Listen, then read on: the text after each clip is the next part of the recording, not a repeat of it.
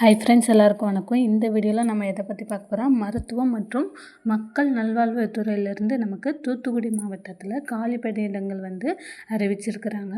இது பார்த்திங்கன்னா உங்களுக்கு மொத்தம் 13 வேகன்சி அறிவிச்சிருக்காங்க. அதாவது பார்த்திங்கன்னா மாவட்ட நலவாழ்வு சங்கம் இந்த வெளியீட்டை வெளியிட்டிருக்காங்க. இதில் பார்த்திங்கன்னா பல்வேறு பதவிகள் இருக்குது. இதற்கு பார்த்திங்கன்னா நீங்கள் தமிழ் எழுத படிக்க தெரிஞ்சவங்கள இருந்தாலே தாராளமாக இந்த வேலைக்கு நீங்கள் அப்ளை பண்ணலாம். இதுக்கு அப்ளை பண்ணுறதுக்கு என்னென்ன சேல்ரி கொடுக்குறாங்க, எவ்வளோ கல்வி தகுதி வேணும், ஒவ்வொரு பதவியும் என்ன பதவி, யார் யார் அதுக்கெல்லாம் அப்ளை பண்ணலாம் அப்படின்றத பற்றி தான் நம்ம இந்த வீடியோவில் பார்க்க போகிறோம்.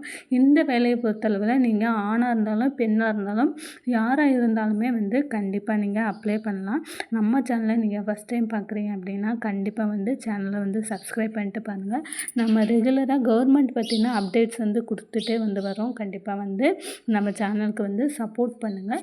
இப்போ வாங்க இதற்கான காலி பணியிடங்கள் எந்தெந்த வேகன்சிக்கு கொடுத்துருக்காங்க, எப்படி அப்ளை பண்ணலாம் அப்படின்றத நம்ம வீடியோவில் பார்த்துடலாம். இது பார்த்திங்கன்னா மாவட்ட தர ஆலோசகர் அப்படின்னு ஒரு பணி இருக்குது. அதுக்கு பார்த்திங்கன்னா ஒரு காலி பணியிடங்கள் கொடுத்துருக்காங்க. இரண்டாவதாக பார்த்திங்கன்னா பல் மருத்துவ உதவியாளர், அதற்கு பார்த்திங்கன்னா 2 காலி பணியிடங்கள் கொடுத்துருக்காங்க. அதுக்கப்புறம் பார்த்திங்கன்னா லேப் அசிஸ்டண்ட், அதாவது ஆய்வக உதவியாளர், அதற்கு பார்த்திங்கன்னா ஒரு காலி பணியிடங்கள்.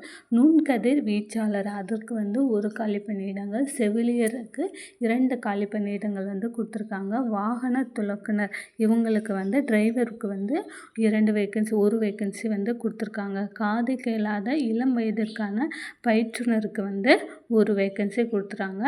பல்நோக்கு மருத்துவமனை பணியாளர், அவங்களுக்கு பார்த்திங்கன்னா நமக்கு 3 வேகன்சிஸ் கொடுத்துருக்குறாங்க. இதற்கான கல்வி தகுதி பார்த்திங்கன்னா ரொம்ப குறைவான கல்வி தகுதி தாங்க அறிவிச்சிருக்கிறாங்க. தாராளமாக நீங்கள் தமிழ் எழுத படிக்க தெரிஞ்சிருக்கிறீங்க, இல்லை ஏதாவது ஒரு நர்சிங் கோர்ஸ் இல்லை டிப்ளமோ கோர்ஸு இந்த மாதிரி ஏதாவது முடிச்சிருந்தீங்க அப்படின்னாலே கண்டிப்பாக அப்ளை பண்ணலாம். இதற்கு ஆண் பெண் இருவருமே அப்ளை பண்ணலாங்க. இப்போ வாங்க பார்க்கலாம். இதற்கான வயது வரம்பு கொடுத்துருக்காங்க பாருங்க. மாவட்ட தர ஆலோசகர் பதவிக்கு நீங்கள் அதிகபட்சம் 40 வயசு 45 வயசு வரை நீங்கள் இருக்கலாம். பல் மருத்துவ உதவியாளர், நுண்கதிர் வீச்சாளர், வாகன துலக்கர் மற்றும் காது கேளாதவருக்கு பயிற்றுனர் ஆகிய பதவிகளுக்கு அதிகப்படியாக எஸ்டி பிரிவினருக்கு 37 வயசு வரை உங்களுக்கு ஏஜ் ரிலாக்ஸேஷன்ஸ் கொடுத்துருக்காங்க. இது பிசி எம்பிசி பிரிவினருக்கு 34 வயசு வரை உள்ளவங்க கண்டிப்பாக அப்ளை பண்ணலாம். இதே ஓசி பிரிவினராக இருந்தீங்க அப்படின்னா 32 வயசு வரை உள்ளவங்க தாராளமாக அப்ளை பண்ணலாம்.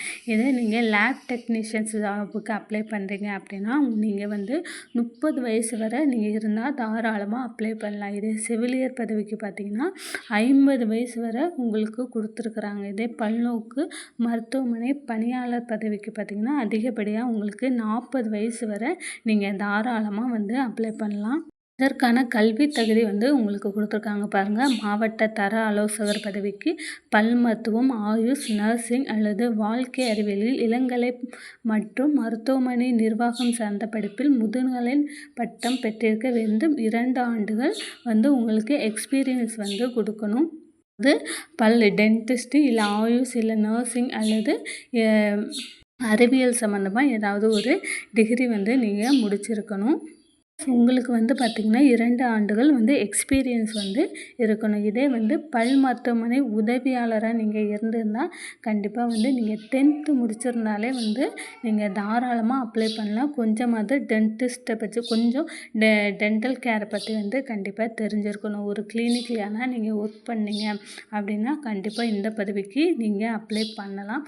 அடுத்ததாக பார்த்திங்கன்னா ஆய்வக உதவியாளர், லேப் டெக்னீஷியன், அந்த பதவிக்கு பார்த்திங்கன்னா 8ஆம் வகுப்பு தேர்ச்சி பெற்றிருந்தாலே தாராளமாக அப்ளை பண்ணலாம் சொல்லுவாங்க. லேப் டெக்னீஷியனுக்கு நீங்கள் வேறு எதுவுமே படிச்சிருக்க தேவையில்லை, வெறும் 8ஆம் வகுப்பு படித்திருந்தாலே நீங்கள் தாராளமாக இந்த வேலைக்கு நீங்கள் அப்ளை பண்ணலாம். நல்ல உடல் நலம் தேவை, நீங்கள் ஆரோக்கியமாக இருந்தாலே தாராளமாக அப்ளை பண்ணலாம். அதற்கப்புறம் பார்த்திங்கன்னா நுண்கதிர் வீச்சாளர் பதவிக்கு 12ஆம் வகுப்பு தேர்ச்சி பெற்றிருக்க வேண்டும், ப்ளஸ் நீங்கள் டிப்ளமோ முடிச்சிருக்கணும். அதாவது எக்ஸ்ரே ஸ்கேனு அந்த மாதிரி இருப்பாங்க இல்லையா, அதுக்கு நீங்கள் 12th ப்ளஸ் டிப்ளமோ இந்த மாதிரி நீங்கள் முடிச்சிருந்தால் தாராளமாக அப்ளை பண்ணலாம். அடுத்ததாக பார்த்திங்கன்னா செவிலியர் பதவி, அதாவது நர்சஸ்க்கு நீங்கள் நர்சிங்க்கு டிகிரி முடிச்சிருக்க, நர்சிங் டிகிரி அதாவது பிஎஸ்சியோ நர்சிங் அந்த மாதிரி ஏதாவது முடிச்சிருந்தா தாராளமாக அப்ளை பண்ணலாம்.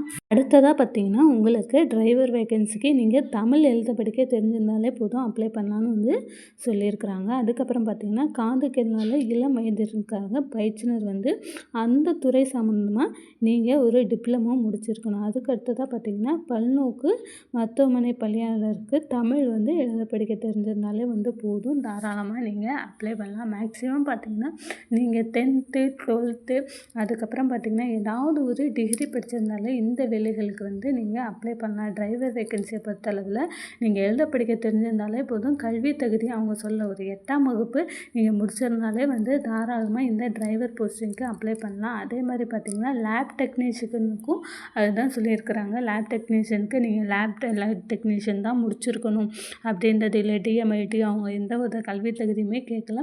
நீங்கள் ஜஸ்ட்டு ஒரு 8th ஸ்டாண்டர்ட் முடிச்சிருந்தாலே நீங்கள் எல்லாருமே ஆண் பெண் இருவருமே வந்து ஒரு 8th ஸ்டாண்டர்ட் நீங்கள் முடிச்சிருந்தாலே வந்து பார்த்திங்கன்னா தாராளமாக அப்ளை பண்ணலாம்.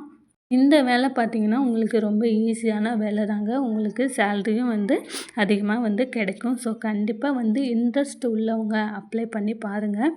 இதற்கான சம்பளம் விவரம் பார்த்திங்கன்னா இப்பணிகளுக்கு தகுதிக்கேற்ப சம்பளம் நிர்ணயிக்கப்பட்டுள்ளது. குறைந்தபட்ச சம்பளமாக மாதம் 8,500 முதல் அதிகப்படியாக 40,000 வரை உங்களுக்கு சேலரி வந்து கொடுக்குறாங்க. குறைந்தது அதாவது தமிழ் டிரைவர் போஸ்டிங்க்கு, அதுக்கப்புறமா பார்த்திங்கன்னா உதவியாளர் பணிகளுக்கு, லேப் டெக்னீஷியன்ஸ் இந்த மாதிரியான பணிகளுக்கு பார்த்திங்கன்னா ஸ்டார்டிங்கே உங்களுக்கு 8,500 வந்து கொடுக்குறாங்க. அதுக்கப்புறம் பார்த்திங்கன்னா உங்கள் கல்வி தகுதிக்கு ஏற்ப வந்து உங்களுக்கு 40,000 வரை வந்து சேலரி வந்து கொடுத்துட்டாங்க. ஸ்டார்டிங் பார்த்திங்கன்னா எல்லா இடத்துலையுமே கொஞ்சம் கம்மியாக தான் இருக்கும். அடுத்த வருஷங்கள் இன்க்ரீஸ் ஆக நமக்கு சேலரியுமே வந்து டபுளாக வந்து இன்க்ரீஸ் ஆகுங்க.